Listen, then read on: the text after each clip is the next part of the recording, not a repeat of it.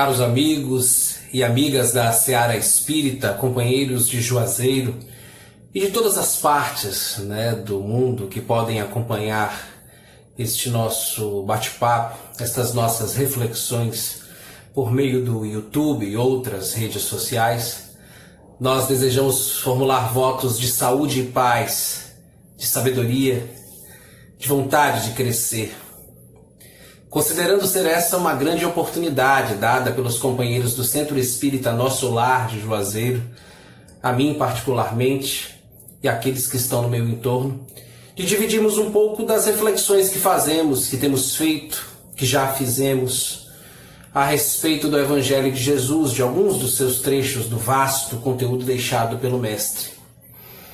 Conforme pedido da equipe do Centro Espírita, vamos iniciar a nossa tarefa, que será de apenas 30 minutos.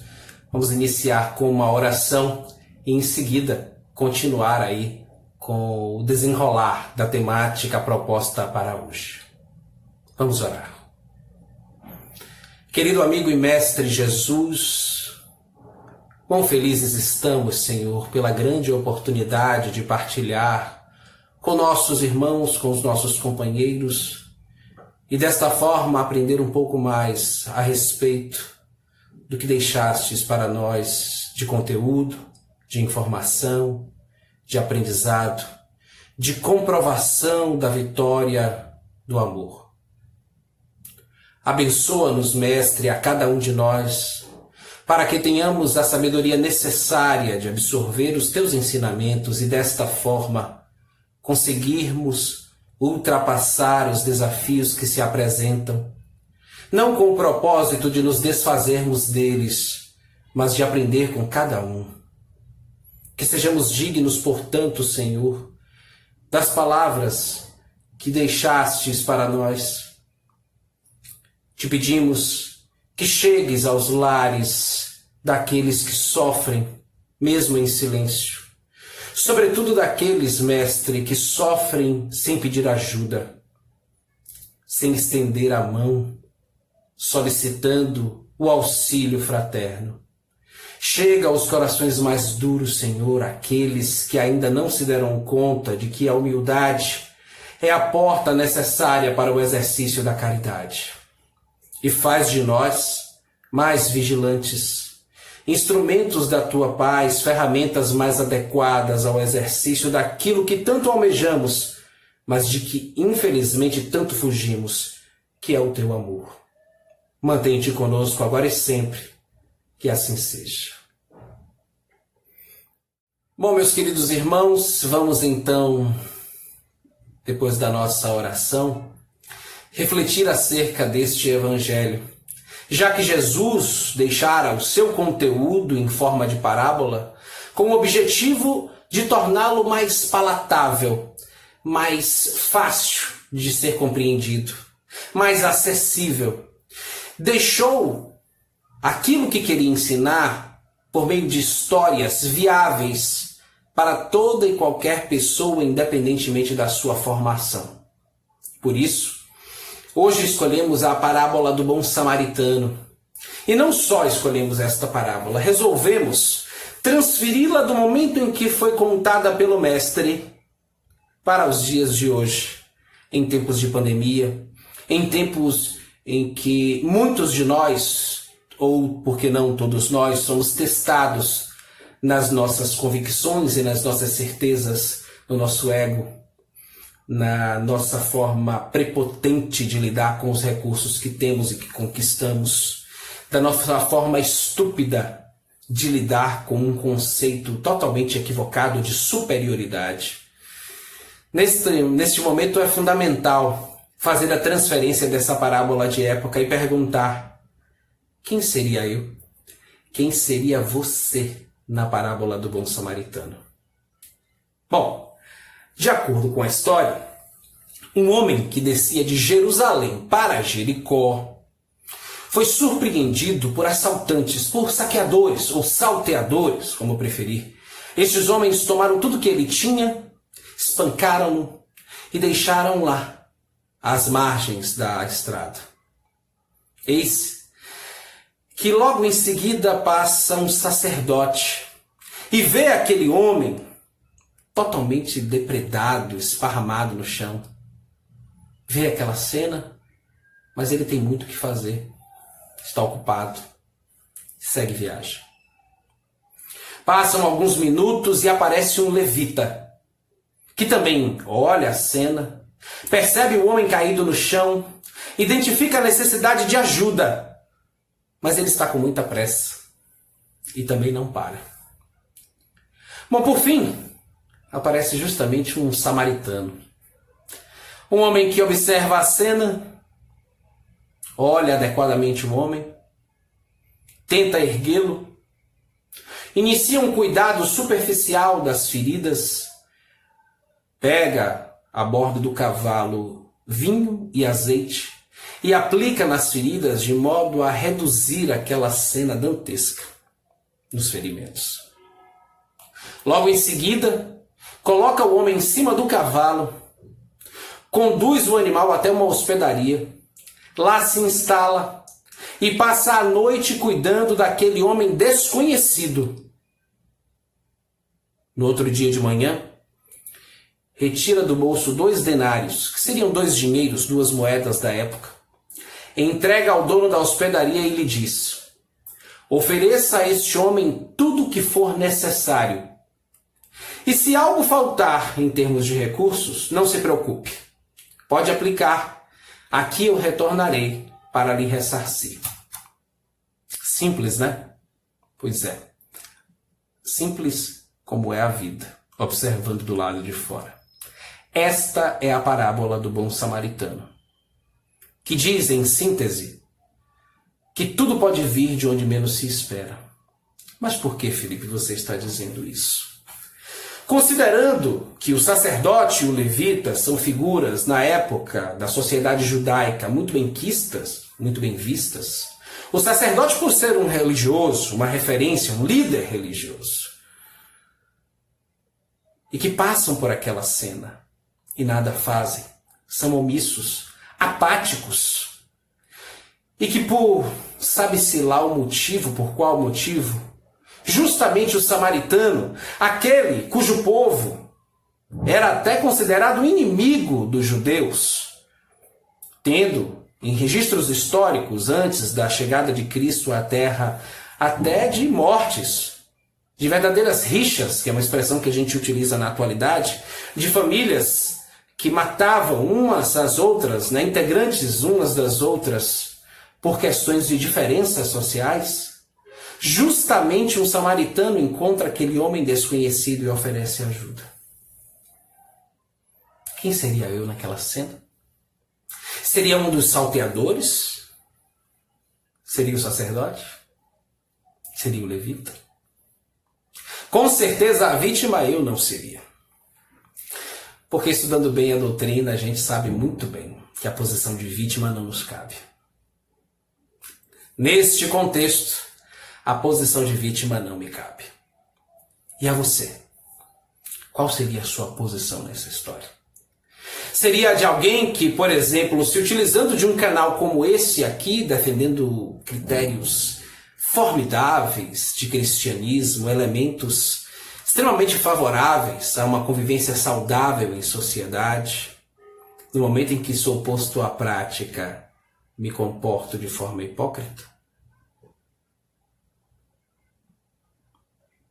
Ou seria duro demais enxergar o sacerdote sob esse ponto de vista, considerando que eu sequer sabia o que ele estava a fazer? Quem o esperava? O que estava por vir após aquele encontro com aquele homem? Seria eu samaritano? Alguém que, mesmo enquadrado numa circunstância, num perfil, resolvi agir com humanidade? Resolvi superar aquilo que é pré-estabelecido pela sociedade, como as religiões acabam sendo? As pessoas se posicionam tanto contra ou a favor de uma ideologia que muitas vezes se esquecem do caráter humano. Privilegiam o mau caráter ao seu lado, vestindo uma mesma camisa, em detrimento de alguém que está ali, defendendo outros princípios e que pode ser violentado por mim ou por quem estiver ao meu lado. Sabe aquela história do o meu irmão não vale nada, mas se houver uma briga na rua, não me cabe saber do que se trata, eu estou a favor sempre da família? Esses equívocos que vão se transportando ano após ano e que justificam improbidades administrativas na política, que justificam atos totalmente equivocados, domiciliares ou de vizinhos ou de comunidades de modo geral. Infelizmente, as nossas características mundanas nos impedem muitas vezes de agir com caridade. Muitas vezes, os nossos maus hábitos, as nossas convicções plenas e ideologias passam por cima daquilo que precisamos ser como instrumentos de Deus. Por vezes, somos chamados ao testemunho. Por vezes, somos questionados socialmente sobre qual a posição mais adequada, mas preferimos, antes de tudo, defender aquilo que é mais confortável ao nosso ego. Se formos levar em conta a atitude dos ladrões, bom, os ladrões estão ali exercendo uma função extremamente equivocada. E nesse contexto, muito provavelmente, eu também não me enquadraria. Então só me cabe refletir como levita e como sacerdote. Claro, cabendo entender que a todos nós é dado o direito da escolha. Ninguém é obrigado a ser caridoso. Mas todo mundo tem de ter um compromisso íntimo com a caridade. E se for espírita, então, cristão, aí esse compromisso é muito maior. Porque, se não me engano, teria dito Kardec que fora da caridade não há salvação, não é? Esse é um dos grandes princípios da doutrina espírita. Uma das grandes bases. Não à toa as casas que frequentamos exercem uma tarefa fundamental na sociedade, respeitada, inclusive, por integrantes de outras denominações religiosas, justamente pelo exercício pleno da caridade, do fazer o bem sem olhar a quem, do acolhimento, do silêncio por vezes mesmo em meio a uma situação e a uma conjuntura difícil. Não são os espíritas, e pelo menos é o que eu ouço nos ambientes por onde passo, nos ambientes de trabalho. Você vai entender isso porque você é espírita. Meu irmão não vale nada. Só que eu não aguento, fica entalado aqui, chega uma hora em que eu explodo e digo tudo o que ele precisa ouvir. É assim que muitas vezes a gente ouve das pessoas nos desabafos. Mas eu pergunto aos irmãos, olhando na tela da nossa câmera aqui e perguntando a mim mesmo. Quantas vezes, num ônibus, no metrô, na espera do posto de saúde, na fila do banco, na fila do atendimento da repartição pública da prefeitura, na espera para levar o filho para a escola, nós temos um ser humano jogado no chão do nosso lado e a gente não dá a mínima. Eu não estou me referindo a um mendigo ou a um morador de rua só. Eu estou me referindo a um pai de um coleguinha do meu filho ou da minha filha, que puxa um assunto e eu, no alto da intolerância, não desejo falar. Eu me refiro nesse momento a uma pessoa que está muito bem arrumada, muito bem apessoada, mas que só fala de miséria e de tristeza. Que não tem a menor vergonha de falar sobre a sua descrença na humanidade. Que conversa sobre política partidária, como quem estivesse falando de política pública, de uma forma equivocada. E que por vezes, ao invés de apaziguar a situação, eu resolvo me colocar contrário a ele. Pior nos casos em que ele tem a mesma ideologia política que eu, e eu acabo dando um belo exemplo de como não me portar de forma cristã frente aos meus princípios ideológicos. E me uno a ele na ira, na revolta, na necessidade de comprovar que eu seria tão capaz quanto ele de cometer atos A, B ou C frente a algum político com o qual eu repugno, para o qual eu desejo toda a minha energia negativa. Quantas vezes eu estou num ambiente familiar. E ao invés de dar por terminado uma fofoca, eu resolvo aplicar um elemento de veneno a mais para dar seguimento àquela corrente de ódio na minha constelação familiar. Todas as vezes em que eu ajo assim, eu me comporto como sacerdote ou como levita.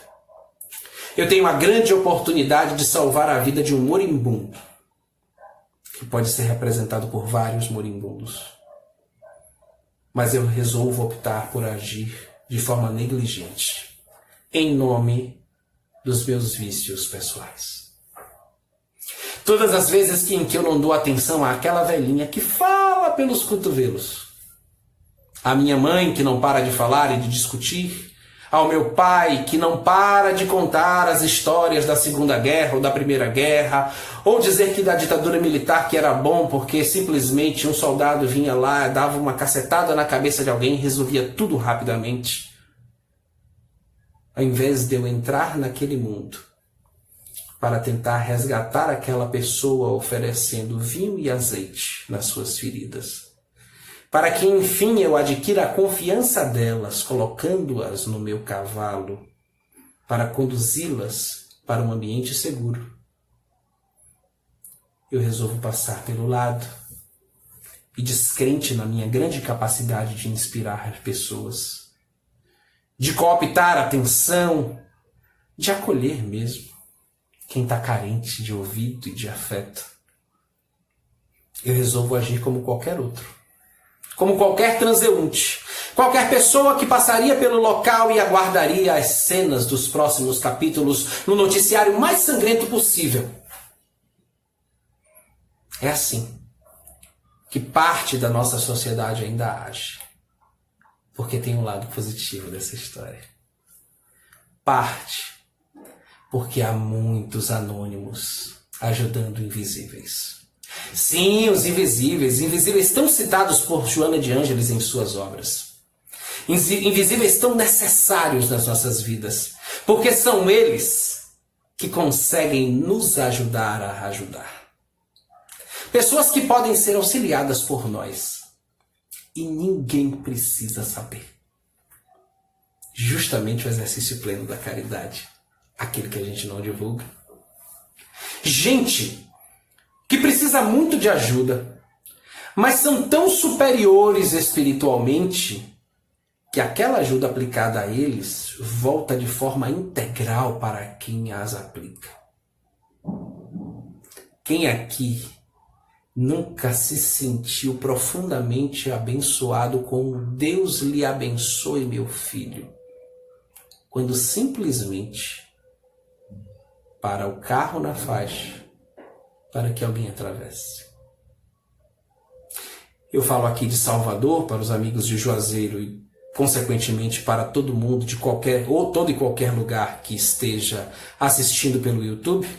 Há alguns anos a prefeitura aqui da capital fez uma campanha do positivo para estimular que pessoas parassem na faixa. A gente adora se inferiorizar em relação aos europeus, né? A educação europeia, e aqueles que já foram à Europa, não é o meu caso, costumam dizer que na Alemanha, por exemplo, a pessoa põe o pé no meio-fio e imediatamente o motorista do carro está atento a quem está no passeio para que o pedestre atravesse.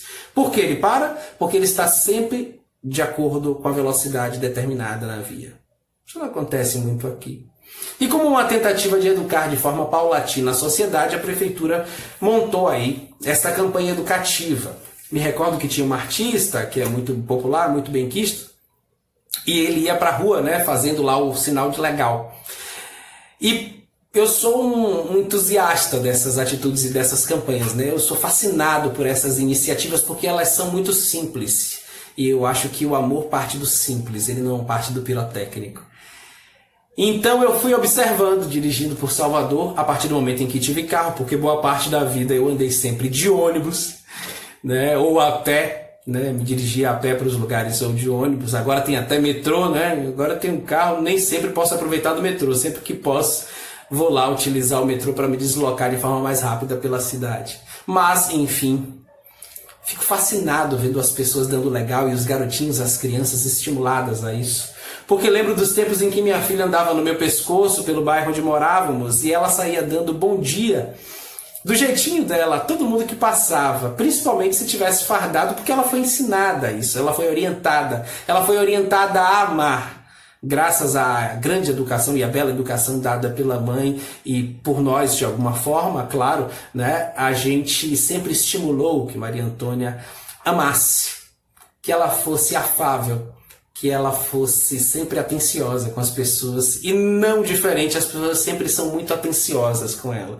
Então ela sempre dava bom dia e tal, então não tinha um gari, um varredor de rua, um policial militar, um guarda municipal, qualquer pessoa que estivesse a serviço, ou no próprio ônibus, quando entrávamos no ônibus ou descíamos do ônibus, né, que não se encantasse com aquela garotinha novinha de 2, 3 anos, hoje com 15, uma moça, né, sempre cumprimentando a todo mundo quando entrava ou saía de um lugar. Mas voltando à campanha, é muito lindo ver as crianças ali dando o seu ok. E você já parou para imaginar que uma pessoa tensa ao volante se dirigindo para um momento de suplício e de desespero pode ter a vida transformada com um legal de uma criança que está agradecendo pela oportunidade de atravessar na faixa, que é seu direito? Essa pessoa é uma boa samaritana, porque ela está ali cultivando hábitos de amor. Ela está cultivando aquilo que foi ensinado por Jesus Cristo. Você costuma ser sempre um bom samaritano, mas hoje em dia já nem se dá conta, porque ainda bem, já faz de forma natural. Você, quando permite que o idoso ou a pessoa mais velha se sente, ou até mesmo uma pessoa da mesma idade, ou uma pessoa mais jovem, quando percebe naquele semblante o sofrimento, porque a sua mente está vigilante. Em oração, você costuma ter maior sensibilidade, não enxerga só o que está no rosto. Você enxerga o ser que está ao seu lado na integralidade. E pode sempre oferecer o melhor de si. Dentre outras coisas, é isso que nos ensina a parábola do bom samaritano. Nos convoca à responsabilidade, ao que eu posso fazer mesmo sem ter nenhum recurso para isso. A diferença que eu posso exercer com o meu próximo num período de pandemia, onde muitas pessoas tendem a insistir no monodiscurso de que tudo está errado, de que não, eu não vou conseguir passar por isso, eu não suporto mais ficar mais um dia dentro de casa, e nesse momento eu falo para você, essa é a grande hora da transição. É preciso aproveitar para aprender, meu irmão, minha irmã, com essa grande oportunidade de poder dar uma virada, uma guinada nas nossas vidas, de rever princípios, de utilizar recursos no ambiente onde eu estou, de conhecer os cômodos da minha casa que eu não conheço, embora ela seja tão pequena, de tentar entender quantos dias dura para que a poeira se junte no canto da sala ou daquele quartinho da bagunça que eu insisto e temo em não ir limpar, e valorizar aquele recurso que me foi dado por Deus por meio do meu suor, do meu trabalho, do trabalho dos companheiros, daqueles que partilham comigo da convivência diária. É a oportunidade de tempo, meu irmão e minha irmã, para compreender aquele com quem moro, aquela pessoa com quem eu convivo. E tudo o que eu tenho feito em nome de nós, tentar entender se eu tenho me amado o suficiente para ter capacidade de amar o outro. Porque como eu seria capaz de amar a um desconhecido se eu não amo a pessoa por quem nutro o sentimento? A pessoa que compartilha comigo do dia a dia. A pessoa que Deus me deu a oportunidade de conhecer os defeitos, mas também a grandeza dos bons hábitos e das boas atitudes, das qualidades, dos valores. E que o cotidiano, essa agonia de acordar, levantar, trabalhar, estudar e eis que dormir de novo, acaba impedindo que eu reserve um tempo para acolhê-lo ou acolhê-la da melhor forma possível. Esse é o meu moribundo na estrada entre Jericó e Jerusalém. E cabe a mim neste momento decidir se eu pretendo me comportar como o levita, como o sacerdote, se eu pretendo me comportar como o samaritano.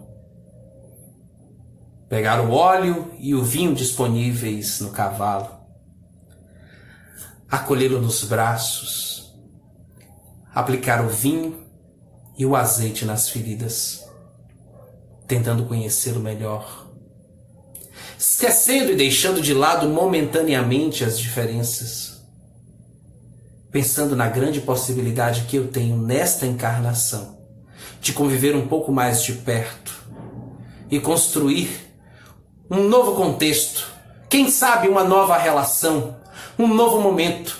Porque eu tenho o direito de errar e errei, mas eu não tenho o direito de persistir no erro. Essa é uma grande oportunidade. Repetiria várias vezes Chico Xavier, não é mesmo?